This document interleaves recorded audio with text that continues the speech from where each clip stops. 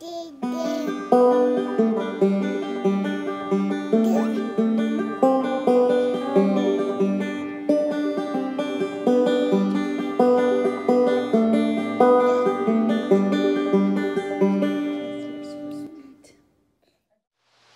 my name is Julia Mason. This is Dandelion Dreams Podcast, a knitting podcast, where I also share a bit about our farm and what we're up to at the end of the podcast. Like I said, my name is Julia Mason. My husband and I live in Oregon with our 2 little girls, and we raise sheep. So, and then, I can't tell if you can see in the background right there, Wash is over there. He's my kitty, and I think he's licking his butt. So enjoy that. I have a lot of knitting to share today. I don't know what has gotten into me, but I've been knitting a lot and then also just casting on so much stuff. I don't know what my deal is. Usually I'm like, I'll have a few things going all the time and I'll kind of jump back and forth between them, but I don't usually cast on a whole lot if I already, I mean, at least I don't think I do.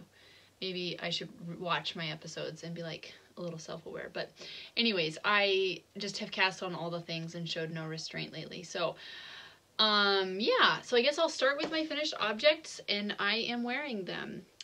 This, I don't know whether to start with this or this, but I love them both a lot, and I'm really, really pleased with them. So, my cowl here was originally, if you've watched the episodes, you've seen it. It was going to be a baby blanket. Oh my goodness. I have an undercut, as you guys might remember. It's real grown out and looks super funny. I really need to either shave it or hide it or something. It's too cold to shave it though. So like the back of my head freezes. So I kind of let it grow long, but now it looks really weird. I'll just do this so you guys can really be annoyed by it the whole time. Anyways, so, oh gosh, that's driving me crazy. I started this out, like a year ago, I think. And it was like, maybe not quite a year ago. Yeah, for sure not a year ago. I started this out like maybe 6 months ago. And it is a baby blanket for a good friend. And, I didn't start it until after her baby was born. And then like I said, have been really slow on it, and it's the Pine Forest baby blanket pattern. It's a free pattern on Ravelry, and it's just a gold stitch, lace stitch, which I really like. I love the way that it looks, and it's really stretchy and really simple and just not that hard or anything, but it's not like it's not mindless, so I can't just knit it without looking. I might be able to do a little bit better now. I've gotten more practice since I started it, but still I have to pay attention a little bit, but it's not complicated enough to stay really super interesting, like a lace pattern that changes every repeat. So anyways, I just got really bored. I got about halfway through the yarn that I had for it and just was like, I can't I can't do it. So I decided to turn it into a cowl for myself, and I will show you what I'm knitting for her kids instead. Because also her baby's just getting kind of too big for a little soft baby blanket. So I just, it had a garter border on each edge, so this is the 2 edges of the blanket. And I just mattress stitched that together, and I think that looks quite tidy and nice. And that's what the inside of the mattress stitching looks like. I used, I think, Very Pink Knits instructional video on how to do that, and that was really informative and helpful. And also, I really like mattress stitching. It's really fun. It's like magic. I mean, I've watched people do it before in videos, but it is really fun to do. And I kind of, I mean, yeah, I kind of like the effect of having a seam there. I don't know why, but I like it the way that it is. So the seam goes in the back, which I think adds a little bit of warmth on the back of your neck because it doesn't have the lace in the back. And it just kind of bunches up and hangs there. So, yeah, I've just been wearing it like this. I think this yarn is really stretchy. It's Cloudborne Fibers, Superwash, Merino, Sport weight. And it was really affordable. I think it's like $9 or $10 for 100 grams of it. But it's very, very soft and nice to work with, and really stretchy and springy. So I really like this. And I'm really pleased with this as a garment. I would recommend it. Yeah, like this is about as much as I could do of this pattern before I got really bored of it. But it's also a smaller gauge than what the pattern calls for, so had I been using like a worsted weight, maybe I would have finished, I don't know. But anyways, I really like it. It also works as a tank top. I have some pictures, I'll insert a picture of me wearing it. And even as a skirt, it's totally see-through, so I can't wear it as a skirt, but my husband was like, you should put that on as a skirt. And I think if you wore it over like a little black pencil skirt or something, it would look quite cute. But yeah, it's just really stretchy and kind of can do whatever you want it to. And yeah, I think it looks really cute as a tank top or as a cowl, and I like it. So I've been wearing that like constantly. And then the thing that I'm really stoked about is my son-daughter, and I love this pattern. I couldn't recommend it enough. It was really easy to follow, really clear instructions. I didn't find any mistakes, and I love the result. So if you are interested in making this pattern, I highly recommend it. It's a pullover pattern, which I chose to make as a cardigan because we are doing our New Year's cardigan cowl, or New Year's cardi cowl, it was myself and Iris with Clogs in Africa podcast, and there's still a lot of time to join. I started this right on New Year's, and I think it only took me a couple of weeks, maybe. So yeah, it was really fast. This is worsted weight. So anyways, I'm trying to say is we have all the way until March 15th, I think. So if you're a fairly proficient knitter, I think you could easily enter. Yeah, or if you're already working on a cardigan, yeah, totally enter. You can win prizes. Oh, I have a hair. So yeah, I really enjoyed knitting this. It was very blah. The sleeves and the body, of course, were really kind of boring. I had to restart a couple times because I kept, can't remember why. I think originally my gauge wasn't quite accurate because I had swatched in stockinette and the ribbing wasn't quite the same. I don't remember what I did wrong, but I did something where I restarted it. Oh, I think I did the cabled cast on wrong. That was the first time, and that looked really silly. And yeah, I like the way that the cabled cast on looks on this project. I can't really show you very well, but it's a nice clean looking edge for a garment like this that doesn't need a ton of stretch. So anyways, and then I added 5 stitches. I should show you the inside of the steek actually.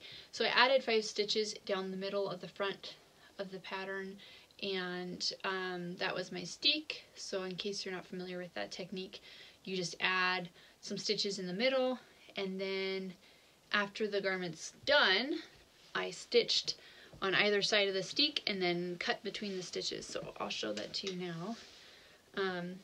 I just used a sewing machine because I'm lazy, and so you can see I just did the zigzag stitch on either side of where I cut it. And then you can kind of see the cut edge there. And it's kind of magical, like it really is. This is a pretty rustic yarn, so it felted fine, but also those stitches would have held it fine even if it wasn't pretty rustic. But it's cool because your knitting's like this, and then you cut it and they're sitting here, and then when you pick up stitches here, it folds the work back like just perfectly, and so it lays really flat. You don't have to do anything. I didn't have to tack it down or do anything. It just, when you pick up these stitches here, it just lays itself down. So that was really fun. And somehow I miraculously got the correct number of button band stitches by just doing, I think I did 3 for every 4 rows, so 3 stitches for every 4 rows. I would pick up 3 stitches and then skip a row and then pick up 3 stitches. Because if you do every row, it ends up being too wide and kind of sticking out like that. So it managed to be the right amount the first time. And I'm really happy with the color work on it. When I very first finished, the color work looked kind of puffy in the front because it wasn't designed to have that extra width of the steek and then the button bands. So I just blocked it straight away and kind of smooshed it down and shaped it the way that I wanted it to lay, and it is fine now. So that's also magic. So much about fiber arts is just magic. So yeah, I'm really, really, really happy with this garment. I was going to make the Ramona cardigan originally, and I really like that pattern a lot, but and this yarn didn't end up being the right gauge because I wasn't paying close attention. So that's why I picked this, and I'm actually super happy that that worked out that way, because I've been wanting to have a colorwork cardigan or sweater, and I'm really, really happy with it. It's just really, really nice. Yeah, so that's that. Those are my 2 finished objects. I think those are my only finished objects that I can think of. So yeah, I have been wearing them constantly. And now I will get into works in progress, of which there are a few. I think I'll try and go chronologically if I can.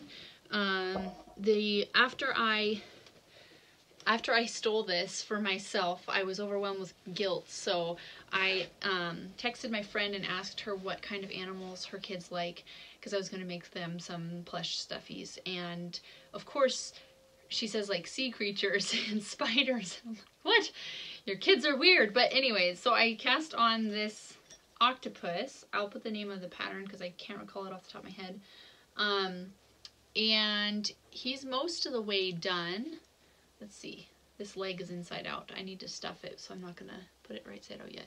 So his head kind of slopes down this direction, and then he's got this little skirt that his legs are attached to. So I am more than halfway done with his legs. They're not that, they take like 1 sitting per leg, and I just got bored and wanted to do something more interesting, so I stopped. And I also started a test knit, so I was like, oh, I really need to focus on this test knit and get it done. But then I realized that since I'm doing the toddler size of the test knit, that it's going, I feel hesitant to say this, but I was gonna be no problem to get it done in time, but I shouldn't curse myself, knock on wood. But yeah, so I don't think it'll take any time to get that one done. It's most of the way done. So I've kind of strayed a little bit, and I could probably finish this guy, which would be good. And then I need to figure out what to knit for her other kid. This is for her older daughter, her older child, which is her daughter, because her younger is a boy. And her son likes spiders and ladybugs, and I just don't feel like knitting those.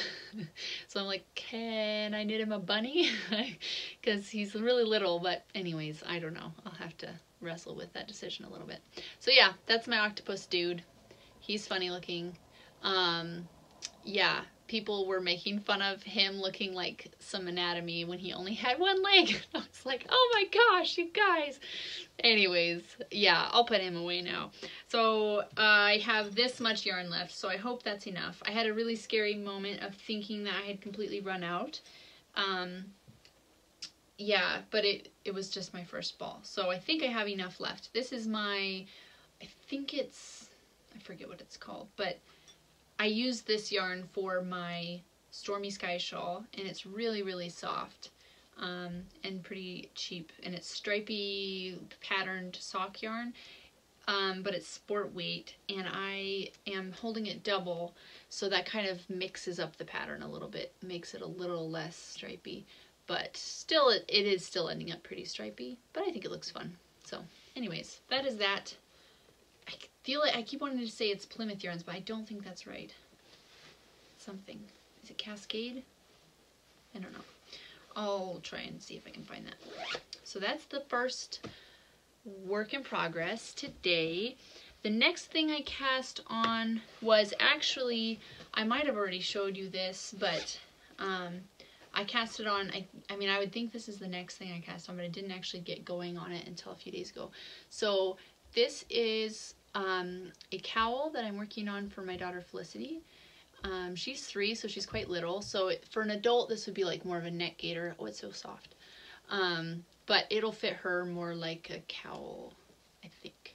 But if it's just a neck gaiter, that's fine too. And it's a lace pattern that could easily be sized up or down, depending on what you want to do. So I thought about writing a pattern for this.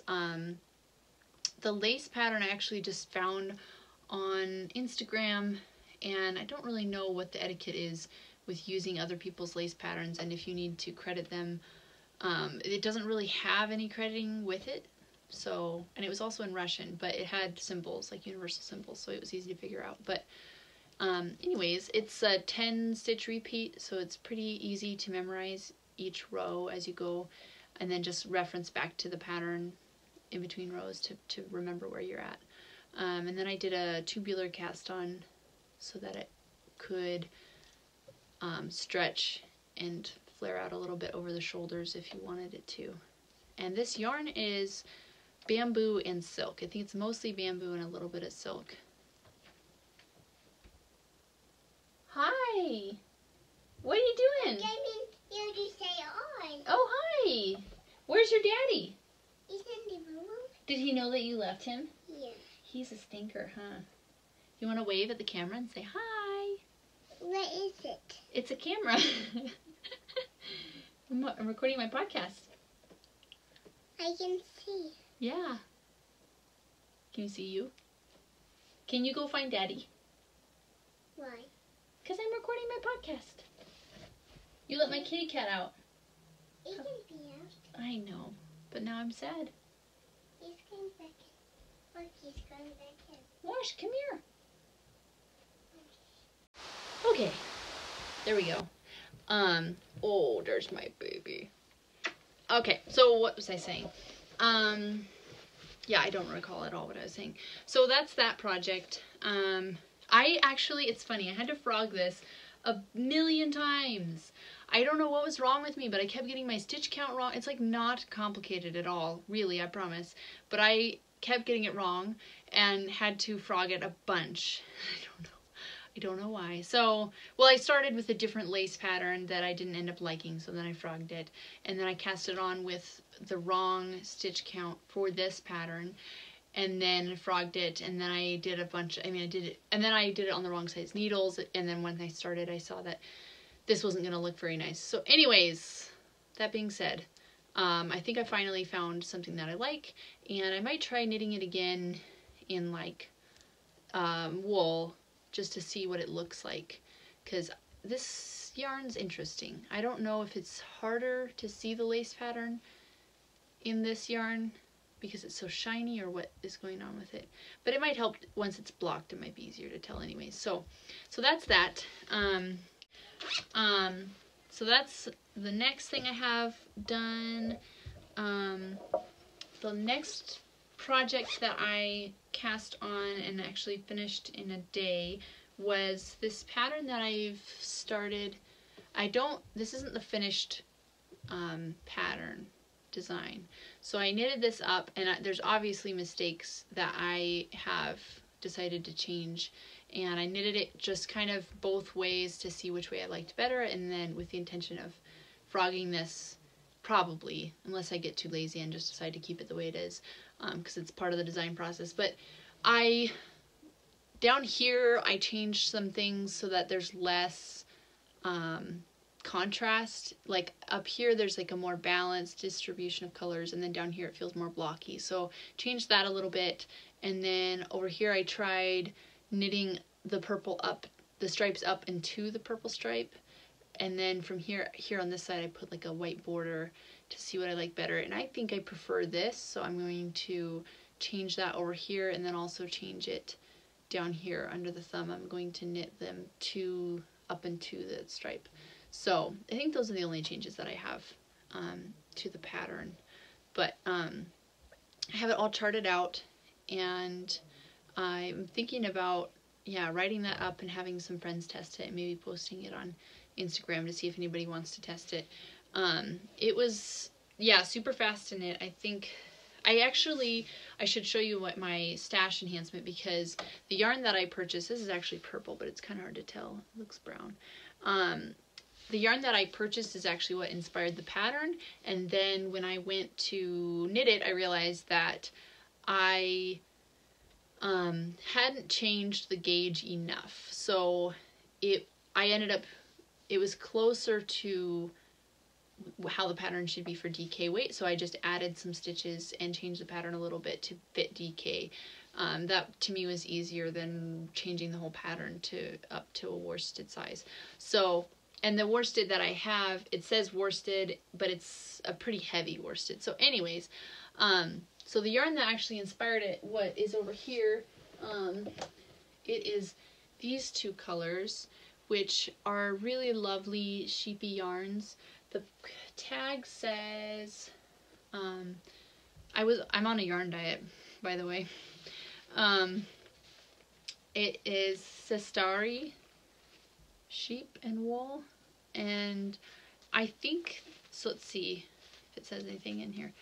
VA, Churchill VA. So the local yarn shop owner was saying that the fellow that runs this business kind of like almost sponsors local flocks to try and get more wool breeds of sheep in that area for raising lamb, to kind of revitalize the wool industry and to keep his mill running. So he buys wool from or helps people start flocks, and then yeah, kind of is promoting that, which is, I think, is really awesome. So this is another skein of it that I bought that's this black color. I don't really know what I'm going to do with this because I don't use a lot of black, but and then this I couldn't resist just because it's a really beautiful color, but I'd like to use them together because I really don't like mixing bases, but it's like this color and this color go together really nicely, and this color go together really nicely, but I don't really think they go that well together. I mean, they kind of do go okay together, the three of them, but the black does not go with all of them, in my opinion. And that's okay. And that's okay. So I don't know what to do with these. If you have any ideas, feel free to shoot me a suggestion of patterns or whatever. I'm really not sure what I want to make out of them. I think that they would be really fun for color work, so I am leaning towards doing something like that. It would be cool. I thought about making like a vest because I really like this sweater that I made. Also, I forgot to mention this was really cheap wool. It was like big box brand cheapo wool yarn, and it turned out really nice. It's a little scratchy, but it turned out really nice for what it is, which I just think is cool to illustrate that you don't have to spend crazy amounts of money to get decent yarn, and I just want to encourage people to try it. So, because while I don't want to be a yarn snob, about acrylic specifically, it's not that I think that you're not cool if you use acrylic, it's more just that I don't really like synthetic fibers, and I view that they're like never gonna break down, and they don't have a lot of the cool properties that wool does. But I just would like to move away from using synthetic fibers in clothing because we have really awesome natural resources that we can use. So anyways, wow, Tangent City. Yeah, I don't know what to do with these. I thought about making a vest because this sweater is what I was trying to say. This sweater is really nice as like an outer layer for going outside, but if I try to do chores with it, even if I wear a coat, hay gets down the sleeves and gets like embedded in the sleeves. So I thought about making myself a wool vest, like a colorwork Shetland style vest, not Shetland, Fair Isle style vest, to wear to keep my body warm without getting hay into my sleeve ends. So I also kind of thought about making like just something ugly but wool so that it's warm, that has like cropped sleeves so I can wear it under my coat when I do chores to keep me warm, but so that I don't get hay in the sleeves because that's scratchy and painful. So I don't know, but I don't know if I want to use that for that. I mean, I would use that for the Fair Isle style vest, but if I make some weird cropped ugly sweater, I don't want to use this pretty yarn. So this yarn, like I said, was at a local yarn store. I visited with my friend, who also is another knitting topic. We went and visited with her and her husband a few weeks ago, and she like kind of casually mentioned like, I've thought about getting into knitting. She had a knitted scarf that she had made, and I was like, oh, that's so cool. And when she said she was thinking about maybe getting into knitting because she had a lot of free time this time of year, I was like, yeah, you should do it. I'm just like encouraging her, like, yeah, do it. So I recommended that she try, I was suggesting that she try a top-down, knitted in the round, one-piece raglan, because to me that's the simplest and easiest sweater style to understand, which she didn't understand all of the terminology. I should have been more clear. But she got a free pattern that was raglan, but it was bottom up and it was knitted in pieces. So it was a little bit more complicated and not as easy to fit. But she knitted herself a sweater as her like first project in like, I don't know, a couple or a few weeks. I was like, oh my gosh, you're crazy, Allison. So I went to her local yarn store in her little community and found these gorgeous yarns for really cheap in the discount bin because they were like the last of those dye-lots. So yeah, that's why I broke my yarn fast. That's my excuse. But otherwise I've been being really good. I've been knitting everything out of my stash. Like this is left over from like a year ago, and like those were from my stash obviously. Yeah, pretty much everything I've been knitting has been from my stash lately. So, oh, and the best example of my knitting from the stash right now, maybe I'll save that, well no, I'll do it, go ahead and do that right now, is this monstrosity. This is the test knit that I'm doing for KnitDiaries on Instagram, and it's called Brioche Heaven, and it is going to be for Felicity.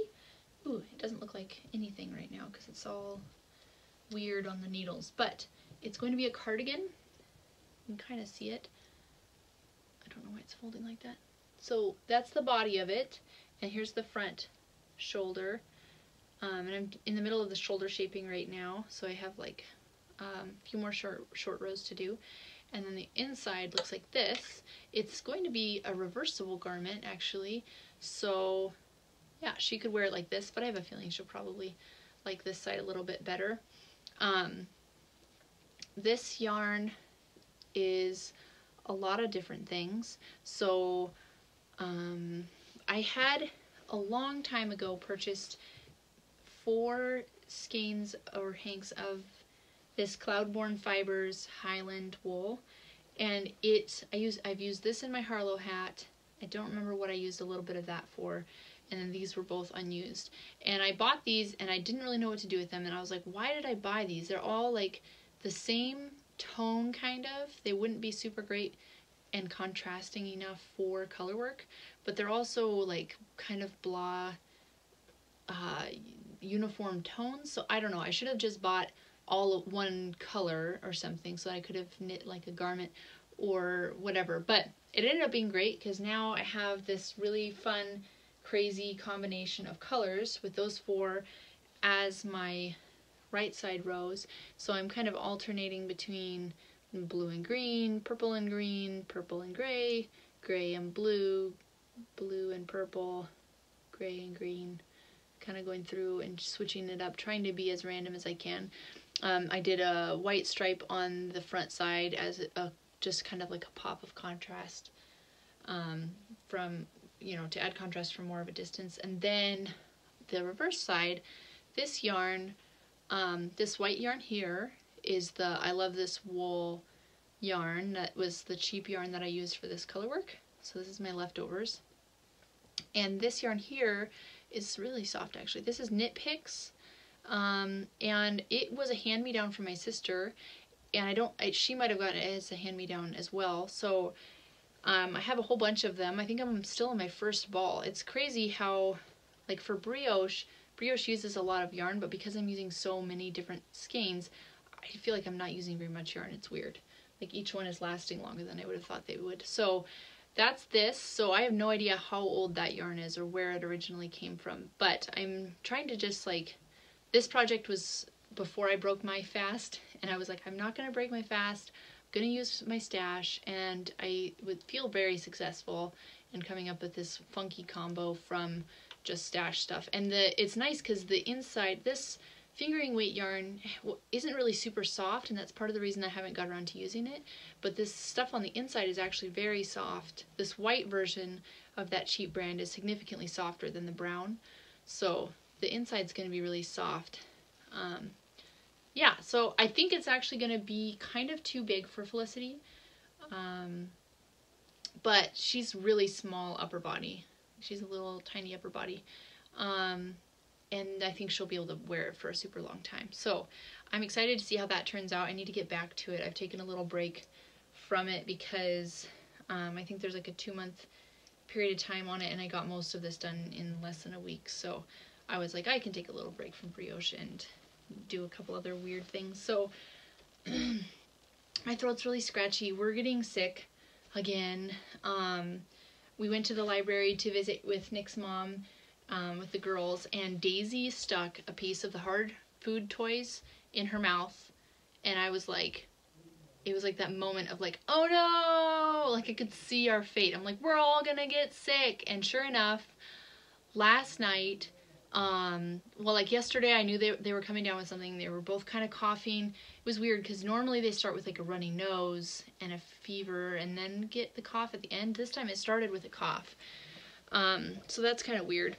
And then last night, poor Felicity, I kind of think she might be a little asthmatic when she already has something going on with her lungs, but I don't really know that much about it. I just know that Nicholas had asthma as a kid, so I need to call her pediatrician and talk to them about that. But it's the weekend and she seems fine. But last night she was coughing and really struggling to get air, and so I jumped out of bed and ran into her bedroom, and she started throwing up because she was coughing really hard. At first I was like, I really hope this isn't also a stomach bug, but I'm pretty sure it was just a mechanical problem, like coughing so hard that you make yourself puke, because it happened that one time and then she never puked again. She didn't complain about being nauseous, so, which is good, but I felt really sorry for her. It was really miserable. So got her out of bed all covered in puke and climbed in the bathtub with her. We had to walk from the blockhouse into the big house where the tub is, in the dark in my underwear. And thankfully no one was home, so I could just do that. But yeah, get in the tub with her and wash the puke off, and just like, oh my goodness, it was miserable. And so then Daisy was waking up all night, and I slept on the floor next to Felicity's bed, so that I could listen to her breathing, because she was really struggling with, like, if she got panicked, it made it hard for her to breathe. So I wanted to be close to, so I could help calm her down. And anyways, so we did not sleep good, and I feel like I'm getting sick. My throat is really scratchy, and my sinuses are scratchy, and my ears are popping, and so yeah, yay us. Hopefully it is not bad. Okay, one more work in progress, I promise. So this is a very basic project. It's just a hat for May, Daisy May. Because big sister has hats, and Daisy has the Sophie Lowe beanie that I just knit her as a test knit, but it was like the infant toddler size, and she's already kind of outgrowing it. Even though I just made it, I mean, it was a little tight for her to begin with. So I think this one will last a little longer. And I wanted to use this yarn. This is another one that was from my sister as a hand-me-down, so I have no information on it. I have no idea what brand it is or what. I'm pretty sure it's wool. It feels, I mean, it appears to be, maybe it's a blend, you know, maybe it has acrylic in it, I don't know. But I've found fibers that look like animal fibers, but it's really, really soft, so I don't really know what it is, but it's very soft. I'm really liking working with it. And that's her little hat so far. Felicity picked out this. Whoa, that's really orange looking. It's more goldy yellow. Well, it is kind of orange looking. Anyways, she's picked out this from the stash and really wants me to knit it for Daisy. Or she wants me to knit it with this. And I can't determine whether she means she wants me to make her a hat out of this with this, or whether she wants me to knit this for Daisy. So I don't know. So I thought about doing a little bit of stripe or color work with that. It's so bright. Oh my gosh. But I don't know. And I would have to, I was going to say have to hold it double, but it's thicker than what I would think. I thought it was fingering weight, but it feels kind of thick. So I don't know. So yeah, it might just end up being a plain blue hat. These colors actually look nicer together in person than they do on the screen. So and I have this much left of it, so I don't know if I will have enough for a second hat or not. I'll have to weigh it when I get done. Oh, my throat. Okay, so that is all for the knitting. That was a lot, I feel like. I'm a week late for podcasting. I can't remember what was going on last weekend, but it didn't get done, and it's gotten to be really hard to podcast unless Nicholas is home for the weekend to watch the girls, so it just didn't ever get done. And yeah, sometimes I get in this mode where I'm like, well, if I put off podcasting another day, I'll get a little bit more knitting done and, you know, have more to talk about. But that went a little too far this week. So, excuse me, that's all of the knitting things. If you're interested, I'm going to talk about farming stuff now. So, the most, I don't know what I'm trying to say, the biggest farm-related stuff that's going on right now is with the dogs. So, Nicholas has sold Brandy. Brandy is one of our first puppies from our first litter, and she has turned out really, really well. He's done an awesome job training her. She's not totally finished, but she's doing really well. And he has, like, quite a while ago, he set his price point at, he wants $2,000 for her, and he will just continue to train her until somebody's willing to buy her for that much. And so he, like, all of a sudden kind of, like, crossed that threshold where a bunch of people were interested in her. And of course he went with Jim, the guy that we bought Whiskey, our original female, from, because Jim is awesome and has helped us out a lot, and we would love to see Jim work Brandy and what he can do with her.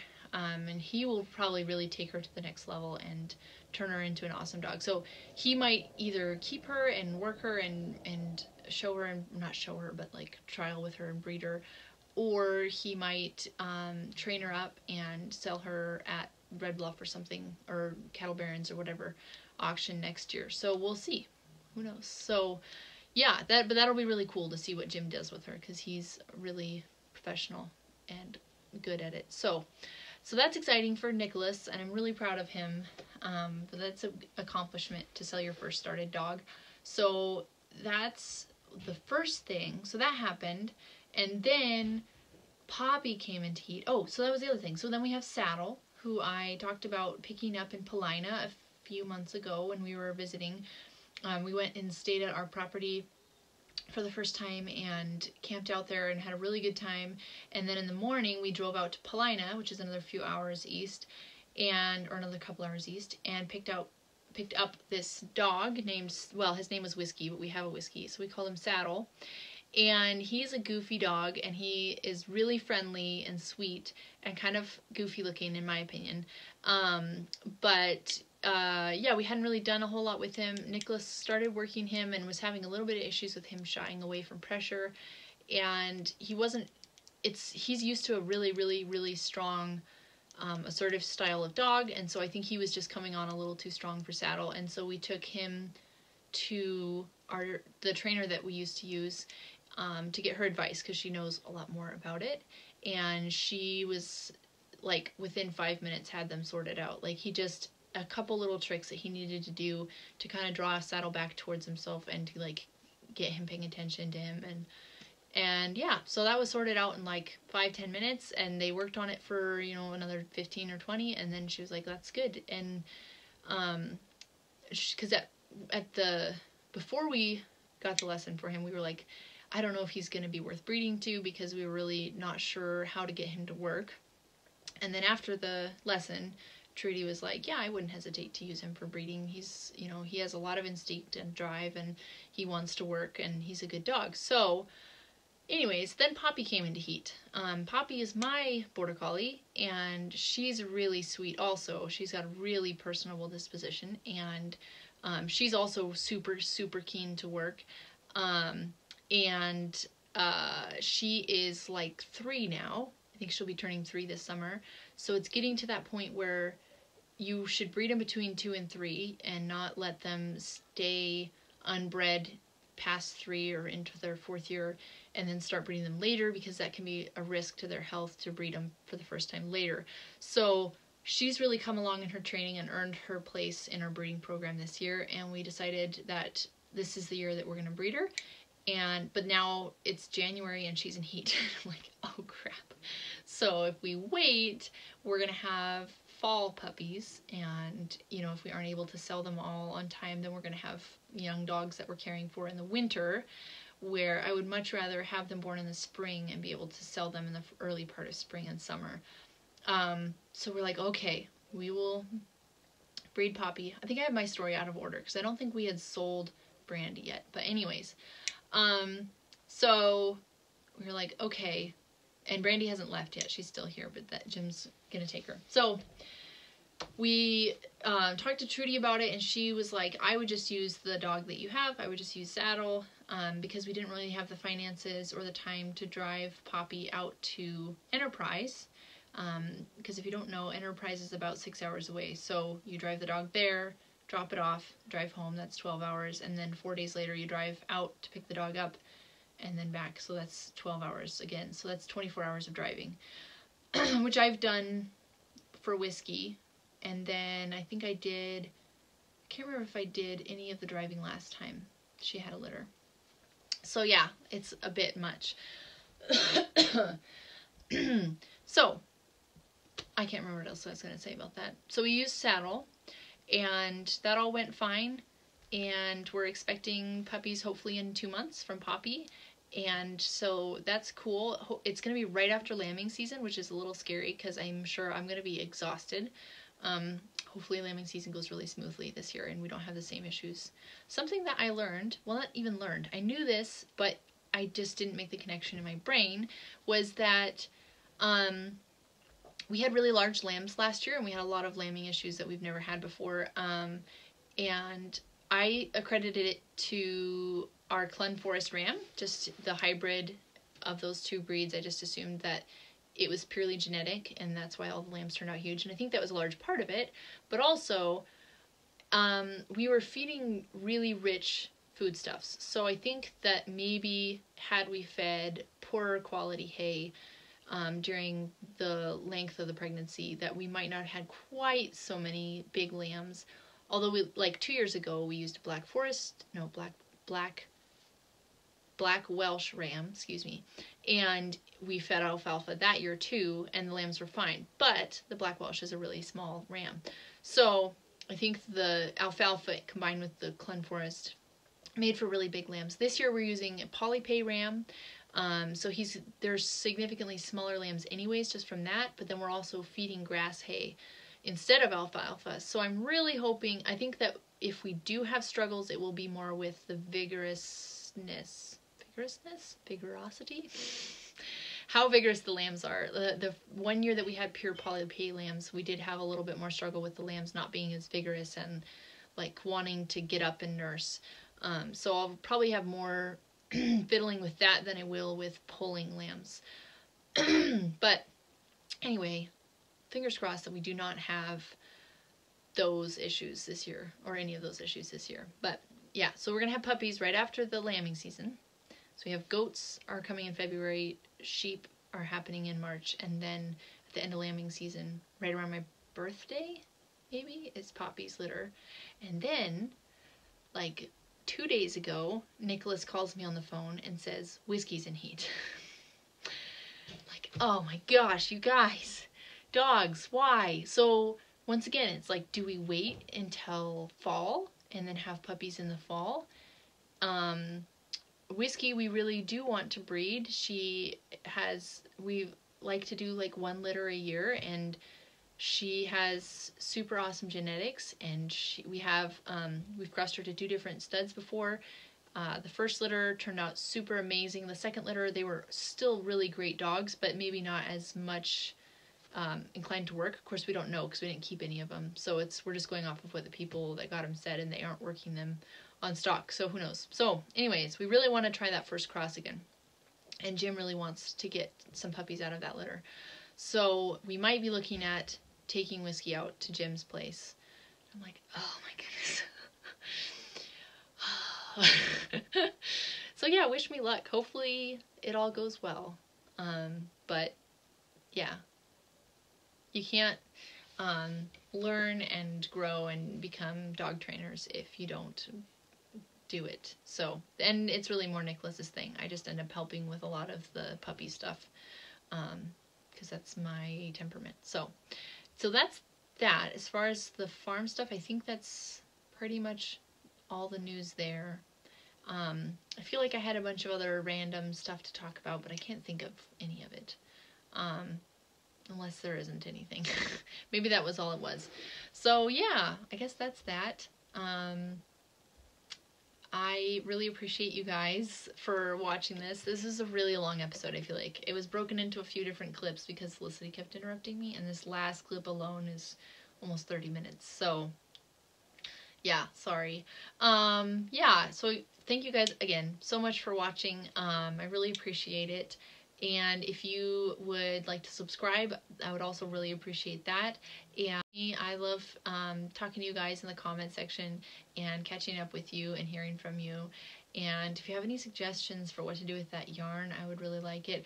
I might consider giving some of it away in the for the cardigan cowl, but I don't really know. I also considered buying some blank stock. There's this new yarn company in the United States that has US grown merino, and they're making yarn bases. And I thought about ordering, you can get like 5 skeins is the minimum size order. So I thought about getting an order of those to try and dye, because I've talked about trying dyeing forever and I'm just scared to, I think. So I thought about trying that and dyeing those and maybe giving those away as my giveaway, but yeah, we'll see. I'm not the most consistent person ever. So anyways, thank you guys again. I really appreciate it. If you want to find me on Instagram, my account is Dandelion Dreams Podcast. And on Ravelry, I am Dandelion's Dream. And on Facebook, I'm Dandelion Dreams Knits. And I can be found at all of those places. I'm pretty active on Instagram. But yeah, I hope you have a great day. Bye, guys.